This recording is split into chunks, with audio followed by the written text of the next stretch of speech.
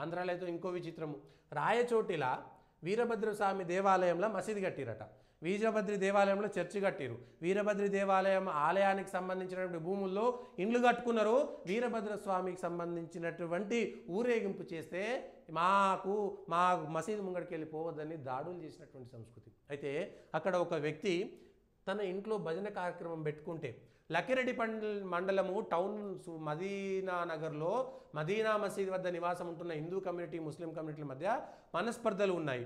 ఎందుకున్నాయి? హిందువుల మధ్య ముస్లింల మధ్య మనస్పర్ధలు లేవు, హిందువుల పైన అణచివేత జరుగుతుందనేటువంటిది ఇది. రాజకీయ నాయకులారా, లోకేష్ నిన్నేదో మాట్లాడింది కదా, mister Lokesh, mister Pavan Kalyan, mister Chandrababu Naidu, mister Purandeswari ఆమె రండి మాట్లాడండి ఈ విషయం పైన. ఆంధ్రలో భారతీయ జనతా పార్టీ నాయకులు బ్రతికే ఉన్నారా లేదా అనేటువంటి ఒక అనుమానం వస్తుంది. అయితే ప్రతి అంశం పైన వెంటనే స్పందించాలా? కాశీనాయన సత్రాన్ని కూలిస్తే లోకేష్ గారు అప్పటికప్పుడు ఏదో ట్వీట్ పెట్టేసి పొరపాటు జరిగింది అట. ఏం పొరపాటు జరిగింది? మీ పరిపాలన ఎందుకు రాజీనామా చేయండి.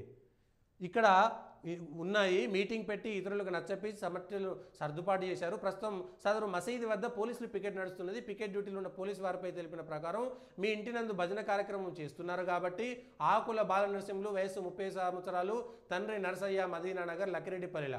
ఈ విషయంలో ప్రస్తుతం శాంతియుతంగా ఉన్న వీధిలో మరలా హిందూ ముస్లిం కమ్యూనిటీల మధ్య మనస్పర్ధలు కలిగి శాంతి భద్రతల సమస్య ఏర్పడుతున్నదని తెలుపుతున్నారు. ఈ మధ్యకాలంలో రాయచోటి నందు వీరభద్రస్వామి సారపేట సందర్భంగా వారి పారవేట స్వామివారి ఊరేగింపులో కొందరు మంది కొత్త వ్యక్తులు ఆకతాయిలు చేసిన శాంతి భద్రతల విఘాతం కలిగించారు. ఆ సమయంలో ఇరు వర్గాల్లోని మత పెద్దలు వారించడానికి సదరు కొత్త వ్యక్తులు కొంతమంది ఆకతాయిలు మత పెద్దల మాటలు బేఖాతరు చేసి శాంతి భద్రతల విఘాతం కలిగించారు. ఈ విషయంలో ఇరు వర్గాల వారిపై కేసులు నమోదైనవి. పైన తెలిపిన విషయం దృష్ట్యా శాంతి భద్రతలు పరీక్షణ కొరకు పైన తెలిపిన మీరు ఇంటిలోనే ఇతరులకు ఇబ్బంది కలిగించకుండా శాంతియుతంగా భజన కార్యక్రమాలు చేసుకోవాలి. ఒక హిందువు తన ఇంట్లో భజన కార్యక్రమాలు చేసుకోవాలంటే పోలీసుల పర్మిషన్ అట, పోలీసుల పెత్తనమాట. భారతదేశంలో ఆంధ్రప్రదేశ్లో నిన్నటి ఇంతకుముందు ఏమో హైదరాబాద్లో హోలీ జరుపుకోవాలంటే పోలీసుల పెత్తనము, గణేశోత్సవాలు జరుపుకోవాలంటే పోలీసుల పెత్తనము, దేవుళ్ళకు సంబంధించినటువంటి దర్శనం చేసుకోవాలంటే ప్రభుత్వం యొక్క కప్పము. ఇప్పుడేమో ఈ లక్కిరెడ్డిపల్లినాట 30 సంవత్సరాల యువకుడు ఆకుల బాల నరసింహులు భజన చేసుకుంటా అంటే పోలీసులు వచ్చి మీ ఇంట్లోనే చేసుకొని 10 మందిని పిలవద్దు. ఆఖరికి ఏం చేయాలి? మరి ఏం చేయాలి? పోయి ఇట్లా చేతులు కట్టుకొని ఇతర మతస్థుల ముందు హిందువులంతా తలదించుకొని భారతదేశం నాది కాదు అని సిగ్గుతో తలదించుకోవాలనా? ఏం చేయాలి? ప్రభుత్వం నడుస్తున్నదా ఆంధ్రప్రదేశ్లో? ఎవరి కోసం నడుస్తున్నది? ఏమైంది? పవన్ కళ్యాణ్ ఎక్కడికి పోయిండు? ఎందుకు భారతీయ జనతా పార్టీ కర్తలు అక్కడికి పోవట్లేదు? ఏం జరుగుతున్నది? ప్రభుత్వం నడుస్తున్నదా? ప్రభుత్వాన్ని వదిలేసి అవతల వాళ్ళ చేతిలో వదిలేసిందా చంద్రబాబు నాయుడు? అర్థం చేసుకోవాల్సినటువంటి అవసరం ఉంది. ఓవైపు గతంలో పుష్కరాలను చంపిండు, లేకపోతే విజయవాడలో దేవాలయాలను కూల్చేసినటువంటి చంద్రబాబు నాయుడు ఆఖరికి కాశీనాయన అన్నసత్రం 50-60 సంవత్సరాల క్రితం కాశీనాయన క్షేత్రం తప్ప ఇంకొకటి లేదు రాయలసీమలో అన్నం పెట్టేటువంటి క్షేత్రం.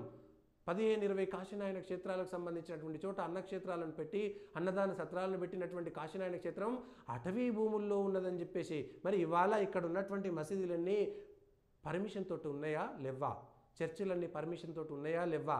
పర్మిషన్తో లేనటువంటి చర్చిలన్నీ కూలగొట్టాలని ఆర్డర్ ఇచ్చి వెంటనే వెనక్కి తీసుకొని ఉచ్చబోసుకున్నటువంటి చంద్రబాబు నాయుడు సర్కారు. కానీ ఇవాళ ఆంధ్రప్రదేశ్లో లక్కిరెడ్డిపల్లిలో ఒక హిందువు తన ఇంట్లో భజన కార్యక్రమం చేసుకోవాలంటే పోలీసుల్లో పెత్తనం ఏమిటి? చంద్రబాబు నాయుడు మీ సర్కారు ఏం చేస్తున్నది? మీ సర్కారు హిందువులకు వ్యతిరేకమా? మీ సర్కారులో హిందువులు స్వేచ్ఛగా బ్రతకూడదా? అవతలకు వాళ్ళు మాత్రమే స్వేచ్ఛ ఉన్నదా?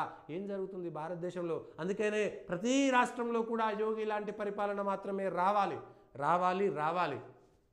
ఎన్డీఏ సర్కారని ఎంతో మంది పాపం దీపం మనదని ముద్దు పెట్టుకున్న కాలుతుందంటారు చూసిరా? చంద్రబాబు నాయుడు సర్కార్ అట్లనే ఉంది. తన రాజకీయ స్వార్థం కోసం హిందువులను వాడుకుంటున్నటువంటి వాళ్ళుగా ఇవాళ చూడాల్సిందే. దమ్ముంటే చంద్రబాబు నాయుడు సర్కార్కు దమ్ముంటే నిజంగా రాయచోటిలో జరిగినటువంటి అల్లర్లలో తప్పెవడదో తేల్చి చూపెట్టు.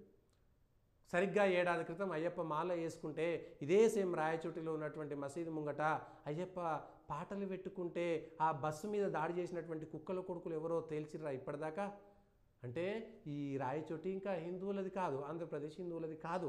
అయితే మతం మారినటువంటి వాళ్ళది, లేకపోతే ఇట్లాంటి వాళ్ళది.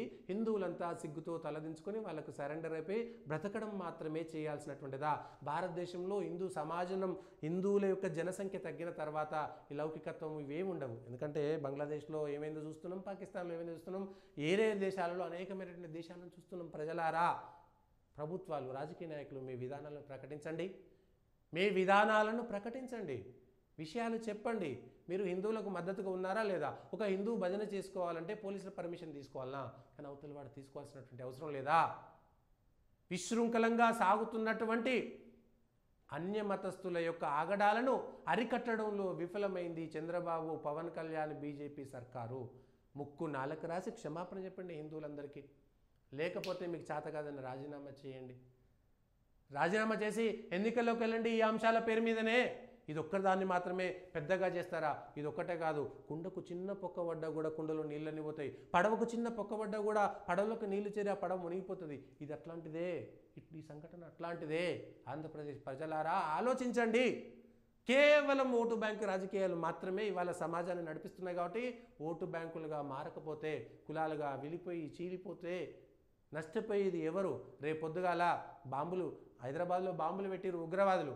నువ్వు రెడ్డి అని, నువ్వు నాయుడు అని, లేకపోతే నువ్వు కమ్మ అని, కాపు అని, మాదిగా అని, మాల అని, బల్జా అని, లేకపోతే గౌడ అని, శాల అని, బీసీ అని, ఎస్సీ అని, ఎస్టీ అని, ఓసీ అని చూసి పెట్టలే కదా వాడు బాంబు. హిందువులంతా సావాలని బాంబులు పెట్టిరు. కానీ నువ్వు ఎవడమని చెప్పలే కదా.